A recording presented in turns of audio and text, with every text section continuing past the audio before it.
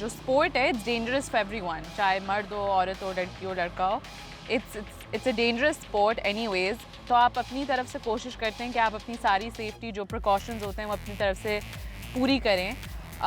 But of course like any sport anything can happen. I mean इसका थोड़ा ज़्यादा होता है बिकॉज आप गाड़ी में, आप डेजर्ट में, कभी भी कुछ भी हो सकता है।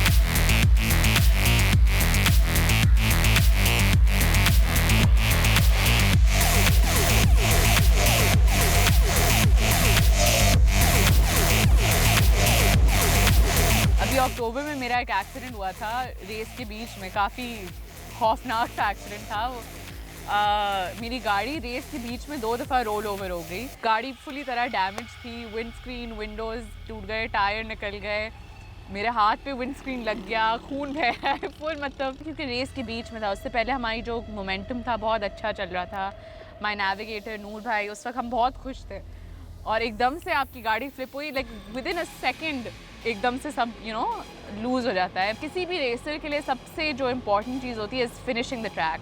पोडियम, ट्रॉफी, ये सब बाद में आता है। You want to be able to finish the track. जब हमने देखा कि गाड़ी के चलने के काबिल है तो हमने हाथ को साफ़ किया, मैं गाड़ी में बैठी और with no windscreen, with no windows हमने 70 किलोमीटर चलाई फुल मिट्टी खाते हुए। हमने मास्क पहन लिया था, सन ग्लासेस पहन लिए थे ताकि कांच वगैरह नहीं जाए।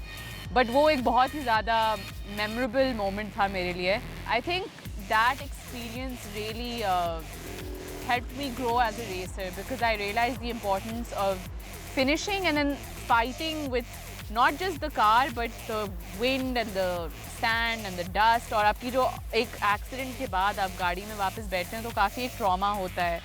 So to be able to fight with that was, मैं नहीं एक्सपेक्ट करी थी कि मैं कर पाऊँगी, but I think because of everybody's support I was able to, and then we finished the track।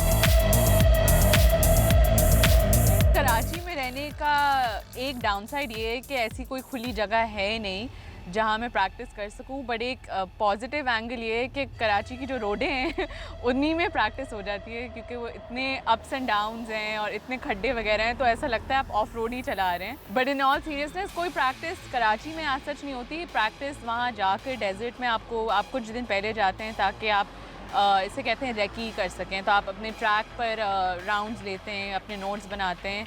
तो जो मेरी प्रैक्टिस होती है वो डेजर्ट में पहुंचकर कुछ दिन पहले ही होती है।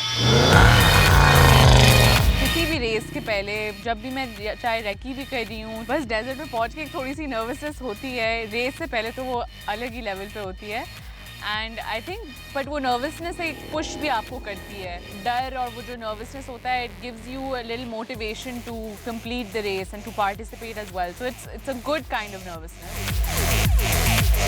काफ़ी दफ़ा ऐसा हो चुका है कि देख के, क्योंकि मैं थोड़ी हाइट मेरी कम है, तो देख के कहते हैं वो इतनी छोटी, या कभी किसी इंटरव्यू पे कहीं नीचे कमेंट होता है किसी पब्लिक सोशल मीडिया पे कि ओ लड़कियों को नहीं आता या आप किचन में रहें या ऐसे फ़नी कमेंट्स आते हैं। बट आई थिंक ओवरऑल जो रिस्पॉन्स आया है और जो रिएक्शंस लोगों के आए हैं वो बहुत ही ज़्यादा पॉजिटिव आए हैं।